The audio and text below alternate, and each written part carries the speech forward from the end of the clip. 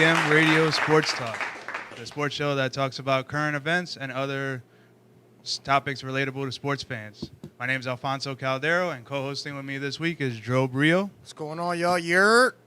And we will get right to it. All right. So our first topic of the day is the pandemic update and some very, very positive news. There have been 0 positive cases within the NHL, the NBA, and the MLS since they've been since they've been in their bubbles. It's been the pretty much best case scenario for these 3 sports that have taken this risk and went through so much coordination and so much planning to get everything down to a science. The NHL again is in 2 different zones. The Western Conference is in Edmonton, Canada, and the Eastern Conference is in Toronto. The NBA and the MLS are in ESPN's Wide World of Sports complex in Orlando, and it's been absolutely fantastic. What are your thoughts on that? They're doing it the right way, unlike other sports, which I won't mention. Well, we're about to get to that right now. Yeah, that's why. So I don't want to mention it because I know we're gonna get to it. But it definitely doing it the right way. They followed the proper precautions, and I think that it's going to be a successful season. It's going to be a complete season, and I think that's what the goal was to begin with initially. Absolutely. These 3 sports deserve much praise for being able to put together a top-ranked product flawlessly. Hats off to you, NBA. Amazing. And that leads us to baseball. Baseball has had some complications within the past 2 weeks. We're a little backlogged on information since we had Pin Man and Cowbell Man last week, and we dedicated the entire show to them. Shout out to them. Yeah, what's up, guys? So the St. Louis Cardinals have 7 players and 6 staff members for 13 total people with the positive coronavirus cases. Just 13? I thought it was more. It was 13 right now. I heard it was 33. I'm not sure about that. From right now, that's the information I have. The Miami Marlins, this is from 2 weeks ago, where they had 17 players and 2 staff members for a total of 19 people. And the Philadelphia Phillies had 2 staff members.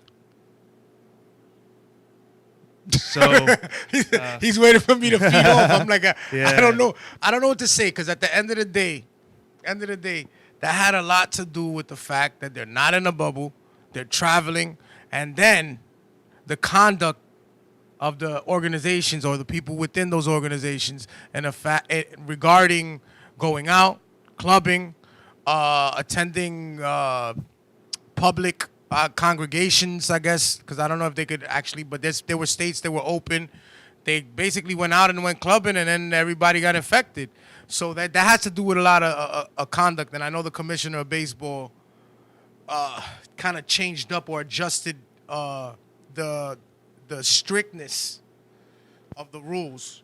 Yeah, unfortunately, the first cases were Miami, the Miami Marlins, which Florida in general has just not taken this whole thing seriously since day one. And with a young roster, it's easy to believe that they didn't really take this as seriously as it is, because a lot of young people are thinking that it can't happen to them. They won't be able to feel the effects of it. That is possible. Derek Jeter has come out actually and said that the allegations of them partying in Atlanta is not true. Oh, that's of course he's going to say that, though. As much, that's debatable whether it actually happened or not. Shout out to Jeter, but we know you're supposed to say that. That's like public relations. You're going to try to do damage control. And unfortunately, the St. Louis Cardinal news just totally is just stockpiling on everything. The Marlins and the Phillies had a weekend series, which is believed how the 2 Philly staff members happened. Luckily, it didn't get to the players, though. But they did take precautions. Now, what the problem is that with these situations, it doesn't only hurt the teams themselves, but it also hurts the other teams that they have to play. It's a domino effect, and this is what we're seeing.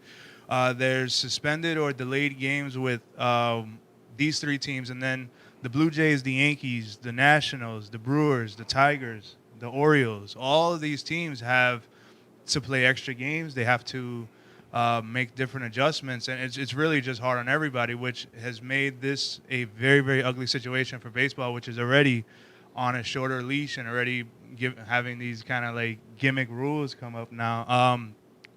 Now they have, if you play a doubleheader, there's 7 innings each. 7 innings. So you're basically, in effect, you're losing almost half of a game to be played. And when it comes down to the wire, when it comes down to closer to October baseball, which we'll get to their new playoff structure in a little bit, but we're at a point now that it's going to be you're losing time, valuable time that can come and bite you at the end.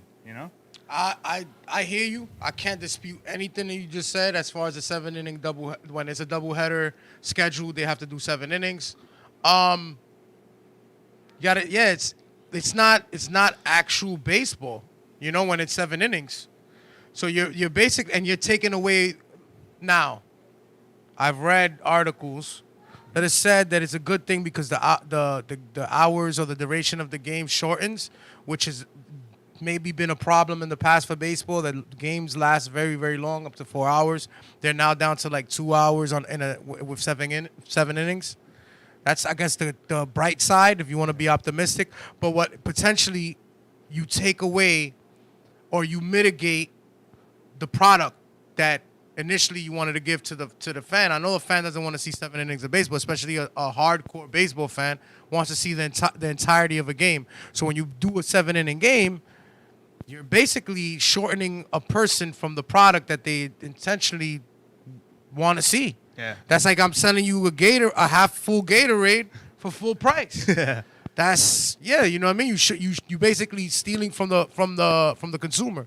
So I don't know. I mean, I get that they got to take precautions, but again, I guess sole responsibility or accountability. Those organizations or those members of those organizations that came up and didn't conduct themselves in the appropriate way concerning COVID-19, they have to take accountability. They really put the whole league at risk. They put human lives at risk, and it's serious. And that the magnitude of ramifications they may not have understood, which they should have, because it's a global pandemic. They didn't, but hopefully moving forward, they understand how important it is to follow the rules. Now the precedent has been set for these clubs, and everybody's on warning because Baseball Commissioner Rod Mansfred said that they will suspend the season if this continues on. So it's a situation now. He actually issued warnings to the TV station saying to get some backup television programming just in case. The situation is, and it especially hurts the power teams, like the Yankees have gotten off to a good start. The Cubs have gotten off to a good start. It really affects those teams that are really and all the other teams that are making the right sacrifices. So, in the future, hopefully. And that are playing well, period. Yeah. That are playing well. You're wasting their season. You're wasting their efforts. You're wasting. So, and let let people like, oh, it's still early. And, it's still only a couple of games in. Technically, they shortened the season to 60 games. So we're at maybe 1/6 of the season at this point. It would be May. If we were operating through normal circumstances, we would be at the May turning point of the season right now. So these teams that got off to a good start in a 60-game season, they definitely have playoff indications from the jump. You have to, teams are getting off to a good start. Those are playoff implications right then and there because it's only a 60-game season. Every game counts for like 3 games. Yeah. It's just it's crazy. We'll review the some prorated stats right now. So since we're on the topic, for a 162 game season, for a regular great season would be 30 homers and 100 RBIs. That equals 11 homers and 37 RBIs. And if you were a 20-game winner, which is the benchmark for a great pitching season, that equals 7 wins. And a pitcher strikeouts is if they have 300 for a season, that equals to 111.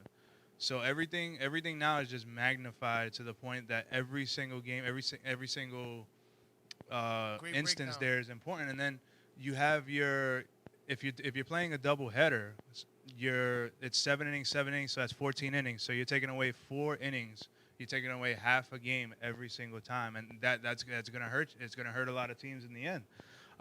This is unprecedented time, so there's a lot of second guessing. There's a lot of Monday morning quarterback that happens where everybody's kind of scrutinized for what's going on. Unfortunately, that's something that they're gonna have to look to rectify in the future. So the Major League Baseball has also added compliance officers to travel with the teams so that they make sure that they follow all the protocols. This was after the Miami Marlins incident. Unfortunately, there's no real pinpointing. It's impossible to see when these infections happen. So the St. Louis Cardinals one hopefully will be the last one of the season. Can I translate compliance officers to the viewers that Yeah. like compliance officers? They got chaperones. Yep. They got chaperones. Yeah. Don't do this. Don't do Yeah, that. it's like going to 8th grade prom. Don't dance too close because his hormones are raging. Yeah.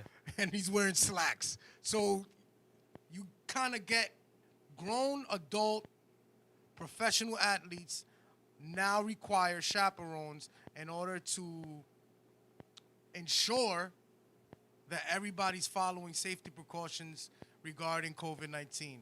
Is it necessary? We didn't think so in the beginning, did we? But I guess now it is. 100%. Absolutely. And by the way, MLB, I'll gladly take a job as a compliance officer if needed. I'm here. I'll send you over my resume. Hey. Continue. So we'll move on to football. Football, we have again. There's no preseason games, so the first game is going to be the first game of the first regular season game, if it actually happens. 43 players to this point have opted out of the season, including some big names from the Patriots. One of them being Hightower, the linebacker. C.J. Mosley for the Jets is one of them as well. There's a lot of names that have come off the board here, and they're traveling like baseball. So what is your opinion on what's going to happen for this season? There's a lot of contact in football, so it's very, very difficult to police that if everybody's not. That was my response. Yeah. My response was, I don't blame. I'm not scrutinizing those players that opted out as much as I would scrutinize other professional sports, due to the fact that, number one, NFL players are not historically known to get paid well, so they're taking high risk, and those high risks come with the high contact that is in that sport to begin with. Another thing is they're not playing in a bubble. They're traveling like baseball. It's evident that traveling is not the most precautionary measure for these unprecedented times.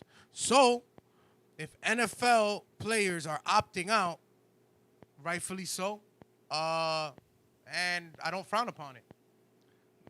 With football, the interesting part that the advantage that they've had is that they've seen what all these other sports have done. They've seen what worked, what hasn't worked. They're waiting until the very last minute, really, because this is the last month. It's supposed to start next month. Next month, yeah. We're down to the wire, and they're waiting to make a lot of announcements. They're making these protocols. There's a couple of here's and there's of people that pop up positive, and it's going to be interesting to see if this actually happens.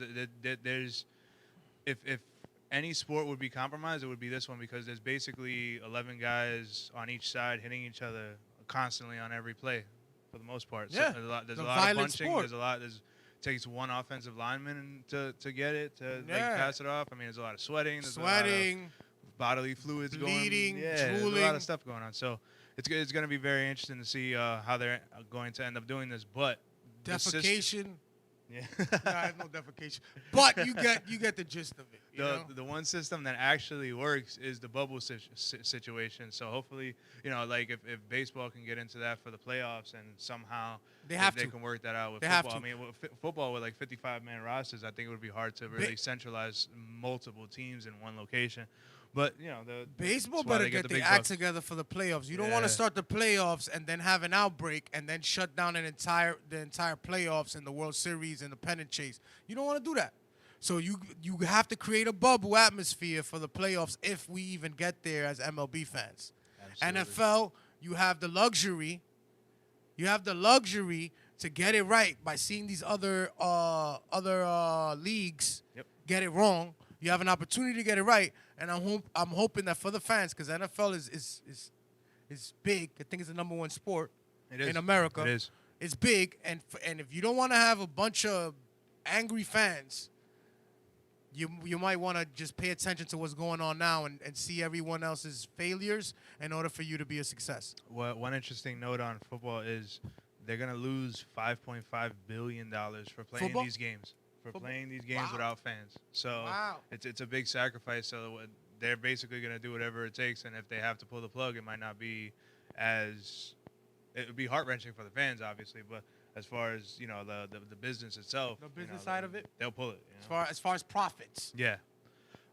So we're gonna go into basketball now. We are in full swing. We Yeah. have regular season games. Good stuff. But between the NHL and the NBA right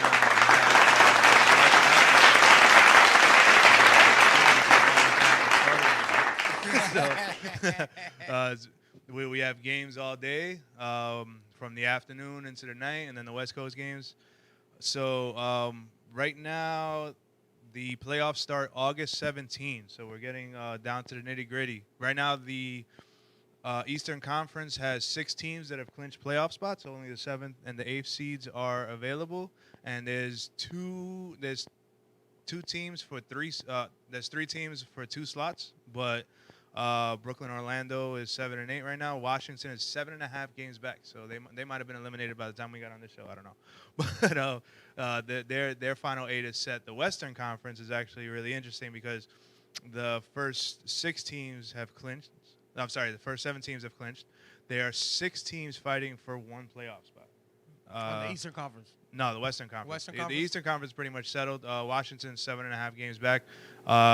Take a modern miracle for them to be able to get in there. The Western Conference has 6 teams, and it's Memphis, Portland, San Antonio, New Orleans, Phoenix, and the Kings. And the Kings are 3 games back from the number 8 seed, so they're all within 3 games of each other. So that's going to come down to the wire. That's going to be the most exciting part of the end of this basketball season officially, to get into the playoffs. Got a lot to say when it comes to the NBA. LeBron's been playing a little like rusty recently, except for the LA Clippers, the putback shot that won them the game. Excluding that, I think they've been on a skid, and the fans are not, or maybe the analysts are not as confident with Lakers taking a championship this year, taking a chip this year. I have this theory in my head where maybe these professional athletes are struggling with the fact, especially a game like NBA where the fans are so engaged to the game and they're such a big part of the other game, that maybe there's a little awkwardness in professional and the NBA players, especially the star athletes, when they don't hear fans cheering them on or fans booing them. Maybe they don't have that same motivation. I don't know. That's what I've noticed. They don't have the same fear of going into try to stop an out of bounds play and falling into like 17 people. I mean, so Russell Westbrook the other day, he dropped. I'm not sure his stats, but I know it was like he had a 20-game streak of dropping 20+ points, right? And it was the first time that in I think 30-something games, something like that, where he didn't score 20 points. I think he scored 17 points, which makes you wonder.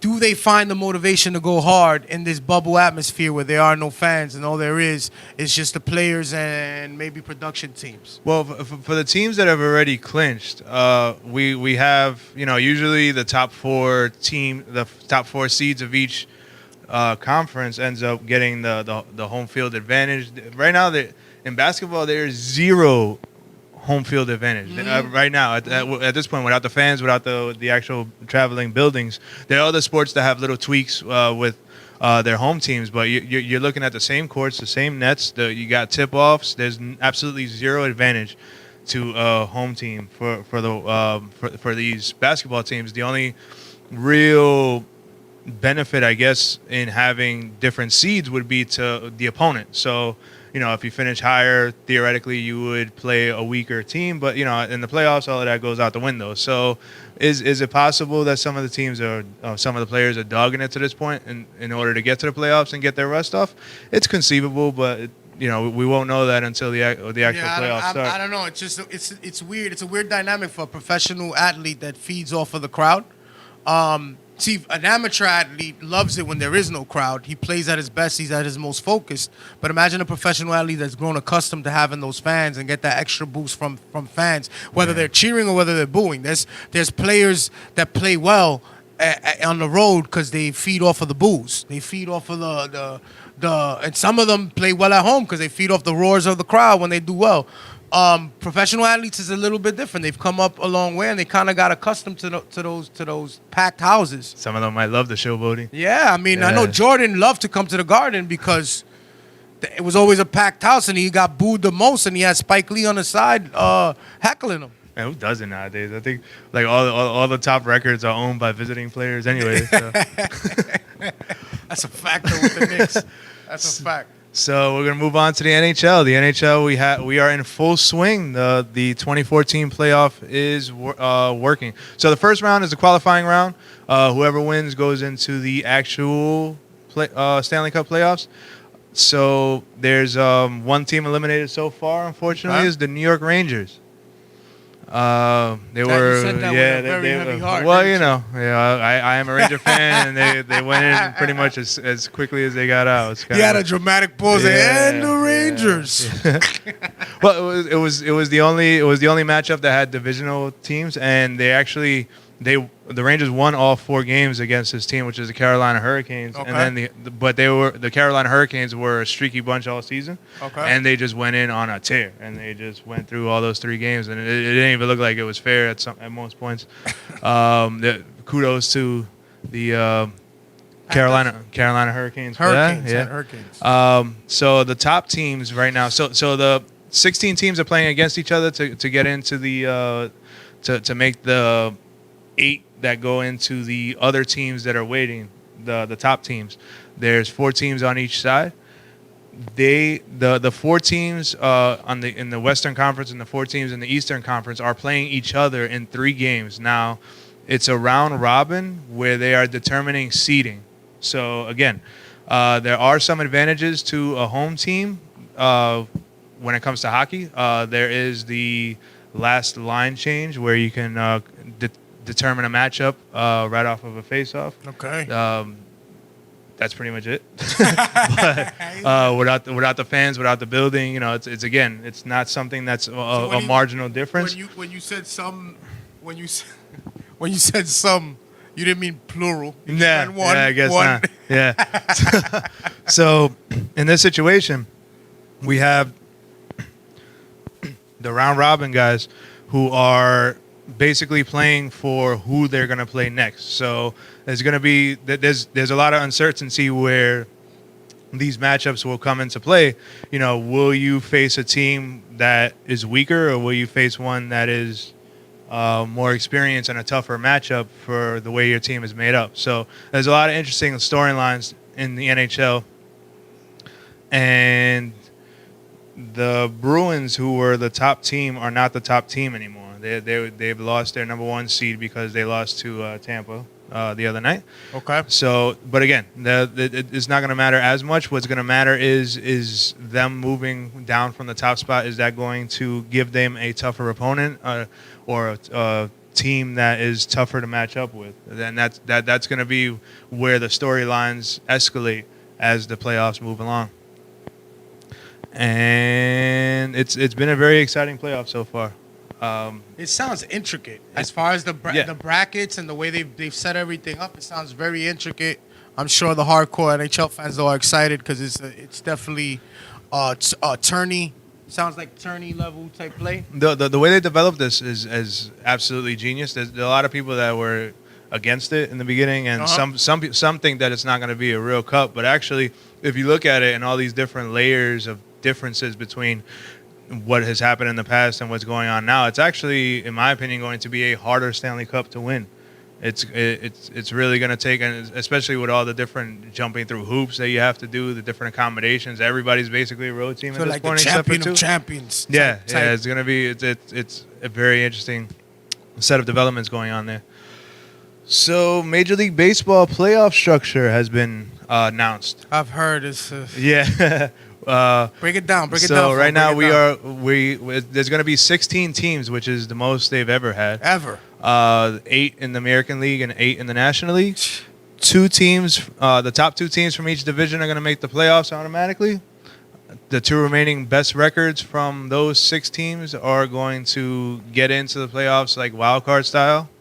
This is pretty much the same model that the NBA and the NHL have used for decades. For decades. But, yeah. Baseball is just finally catching up with the times. Catching I'm up. assuming. Catching up. It's my opinion. And the first round will be a 3-game series at the higher seeds ballpark, and there's going to be the bottom teams of each league are going to go off and play against each other. The top teams are going to get the buys, and everything else that follows that set, whoever prevails from all of that, goes into the LDS, the LCS, and the World Series. So the divisional series, the championships, the league championship series, and the World Series are all going to have the normal lengths. So pretty much it gets normal after the LDS. Thoughts on that? Yes. Let me look in the camera, man. MLB, what's up? Let me tell you something. Why would you choose to adopt adding extra teams during a global pandemic? Really? Really, we're gonna take more risks during a global pandemic for the sake of the owners to grease their pockets? You want to do it this year? This is the year you want to do it? Number 2, I get it. Your theory is it's a shorter season. Let's give more opportunity for those teams that maybe get off to a slow start. I'm assuming that's what the logic is behind that. But you have to the uniqueness of the playoff structure historically for the MLB has been that only the best teams of each division makes it to the playoffs. And in 95, I believe we adopted the wild card, which made every each second place team, the best second place team in each league, which is American and National, gets a chance at the third division, which was the West. It would go by records. Right. Go by records. Fine. We accepted that. We thought it was great. Then, a couple years back, you adopted the extra wild card team in order to have a 1-game elimination, which I think in baseball is pretty unfair, but a 1-game eliminator in a wild card game.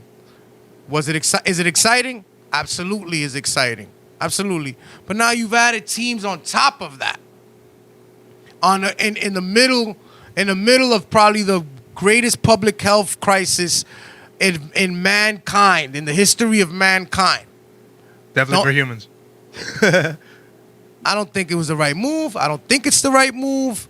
Right now, the season to begin with is up in the air because of the 3 teams that have had confirmed cases, a litany of confirmed cases.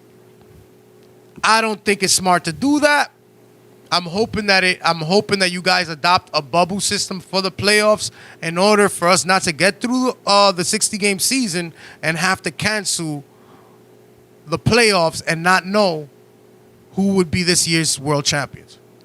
Now, before the wild card, Sorry that was long-winded, but I'm just like, nah, it's cool. I'm perturbed. Yeah, totally. Actually, I think the exact opposite. I think this is just baseball catching up with the times. I think with 32 teams in the picture, and you're only having 6 playoff spots usually.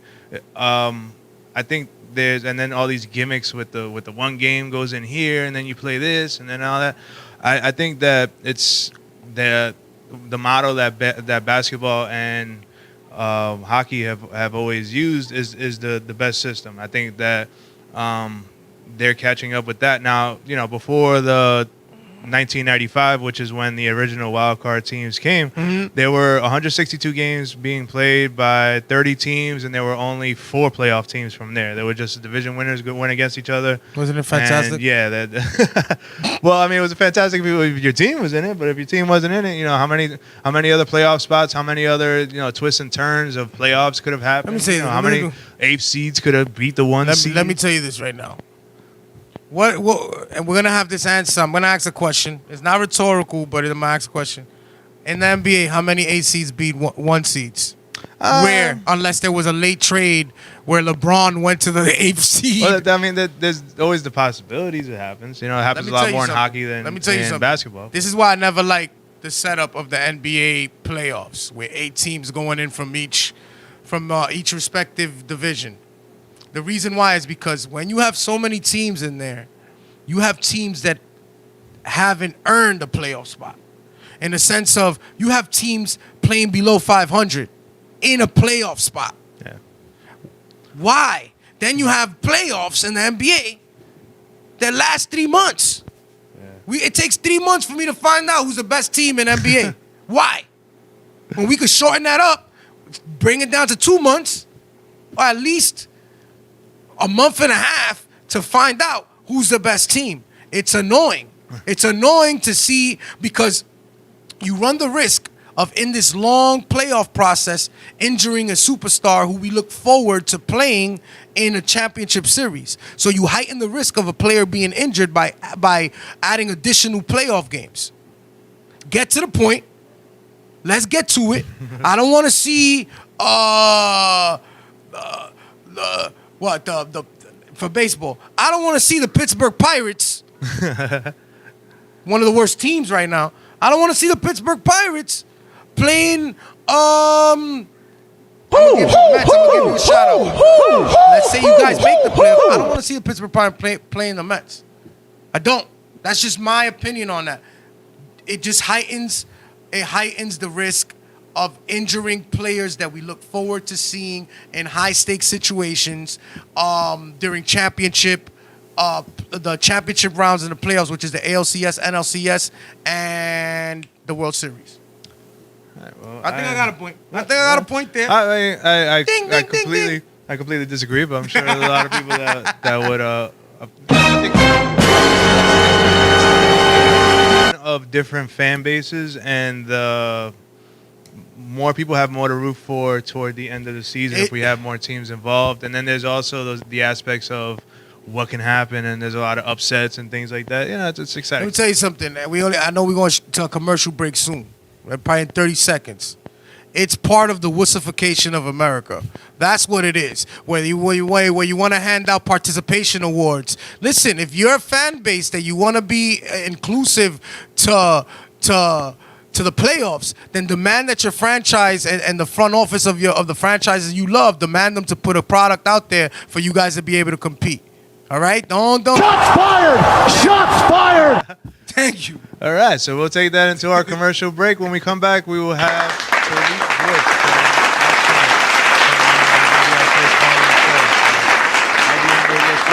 We'll be right back. Right back.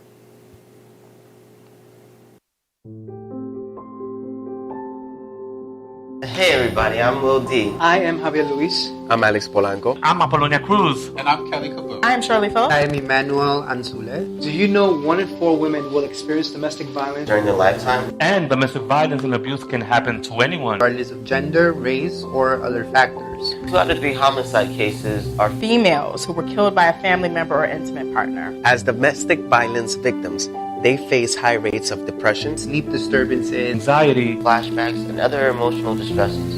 And without help, witnesses of domestic violence are more vulnerable to become abusers themselves, thus continuing the cycle of violence in the next generation. Hello, I'm Charles Aloma. Join the LDM network and Safe Horizon and take a step into changing these facts. So if you are or know someone that is being abused, please call the City Domestic Hotline at 1-800-621-4673. So that is 1-800-621-HOPE. Speak up, speak out, and make a difference. And just know that you don't have to deal with this alone. There is help.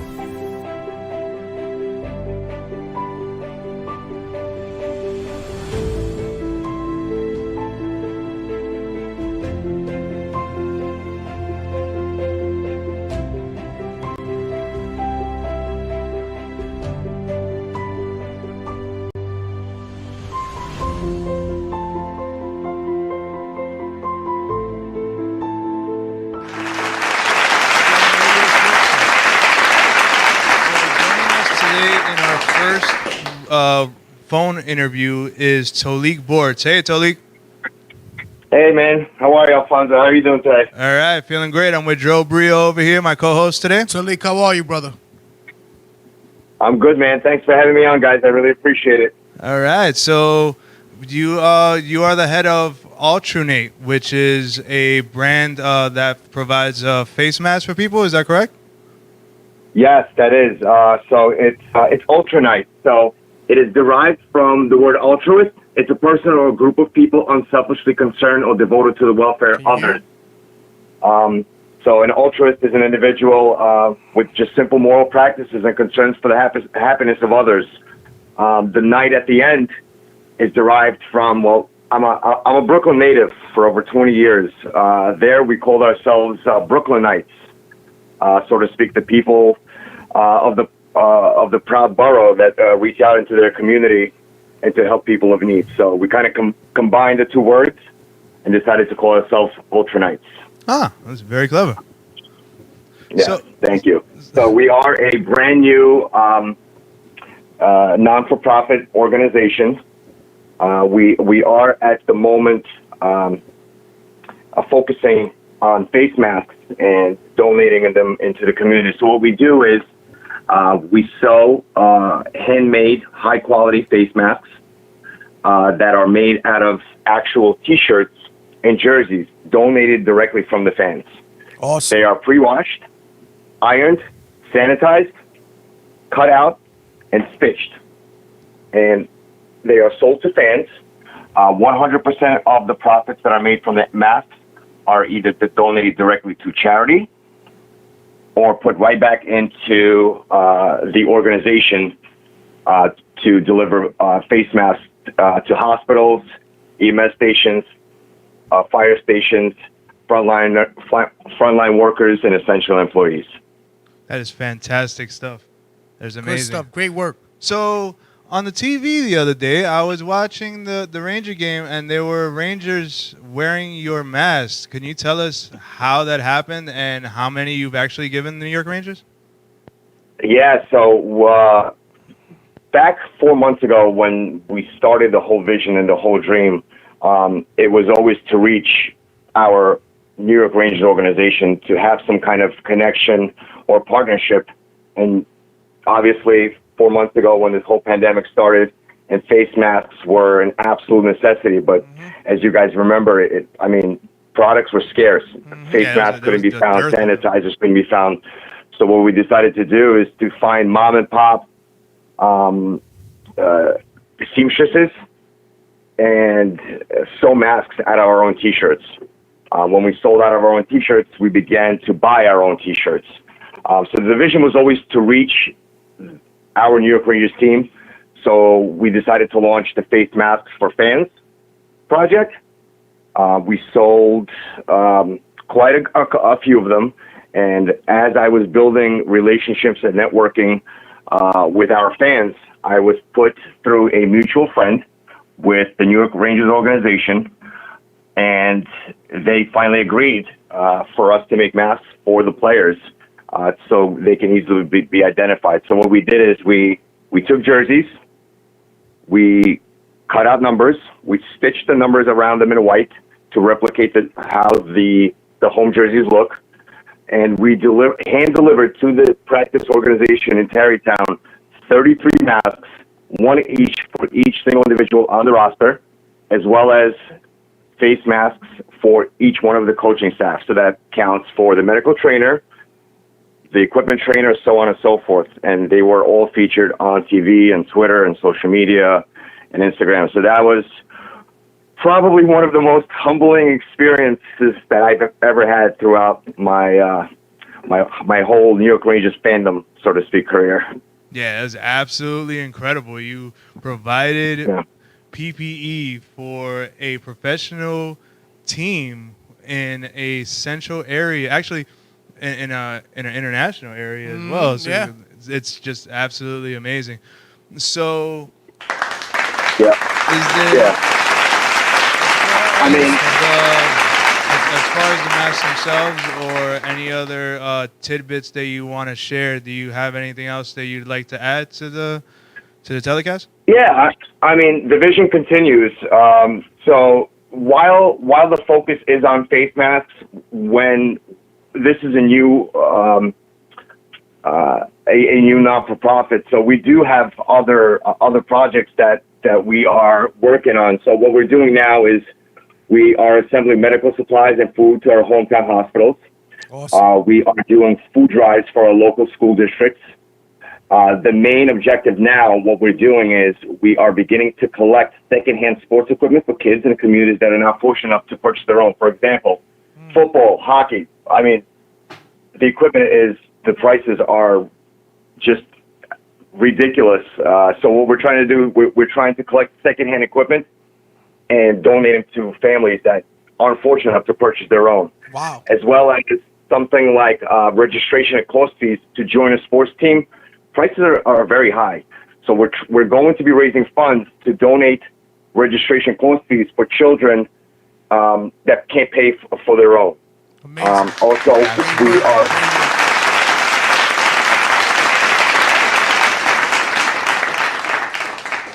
I'm sorry, again. So as well as what we're doing now, we're launching a couple of really cool projects that I'm teaming up with some of our fans, some of our friends within the organization. One in particular is going to be Ultra Fights Cancer.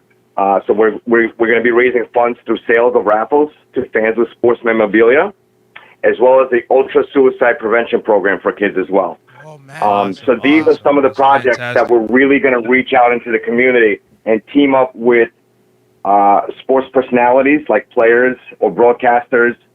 So we decided to flip the spectrum. So as opposed to superheroes, such as doctors or nurses helping the community, we as just ordinary people decided to assist the superheroes in an everyday life. Yes. So we're flipping that upside down, and we're all going to team up together and really extend our hands and assist all of these communities. So hopefully with the help of sports players and personalities within any state, while we are truly driven through the sports industry, such as hockey, we decided obviously to start there. But we do plan on also working with kids in fine arts, performing arts, as well as music. But right now we are only driven through sports. But we do plan on expanding since we are brand new. But the great news is that we are officially certified. We are a nonprofit organization, so we really want to try to get the word out that we want to do wonderful things in the years to come. Well, we commend you for your work in the community, especially in those marginalized areas. We commend you for your work and appreciate your effort to get children basically keep them occupied now during times where it's definitely times where they're not occupied because of COVID-19 and they've been home all this time. We commend you for your work. Yeah, that is absolutely true. That's fantastic, especially for kids who they grow out of their equipment so quickly. It's just they have to continuously replenish, and there's a lot of challenges there for people for parents and guardians that have to sustain all this. So it's a very beautiful thing. I absolutely loved everything that you are saying and looking to accomplish. Thank you very much, sir, for you and your team.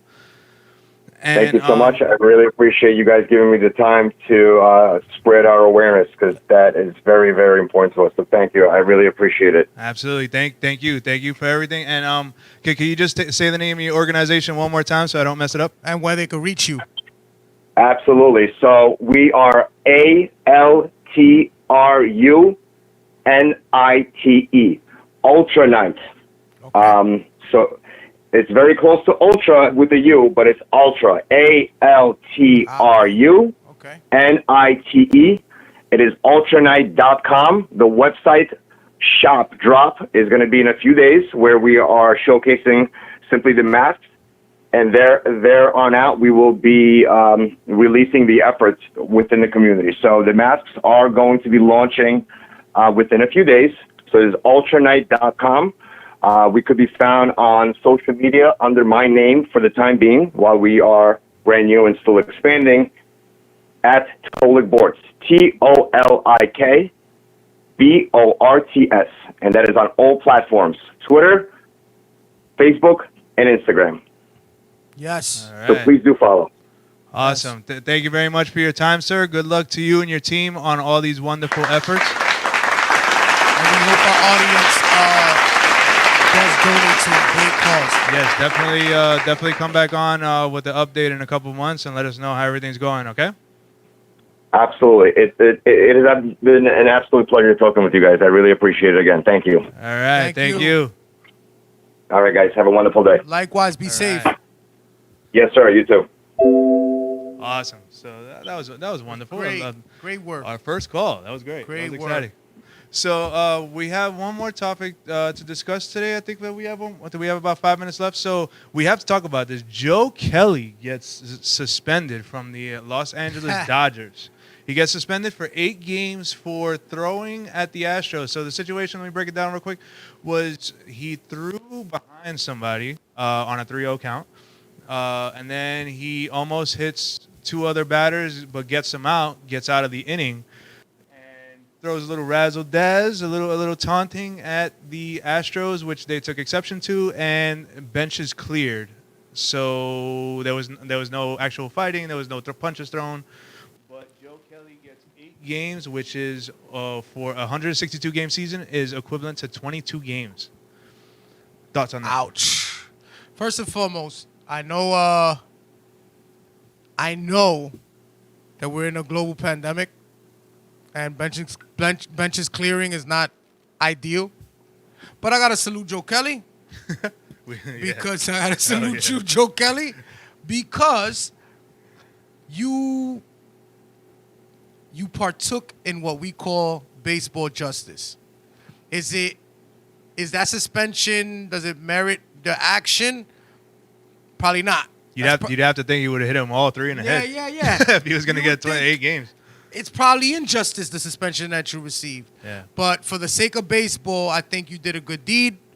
I know you're in appeal right now. He's appealing it right now. Yeah, this is the weirdest thing. It's been longer. It's been more than a week, and they still haven't heard the appeal, which is unprecedented in itself. Usually it's like a 2 or 3 day thing.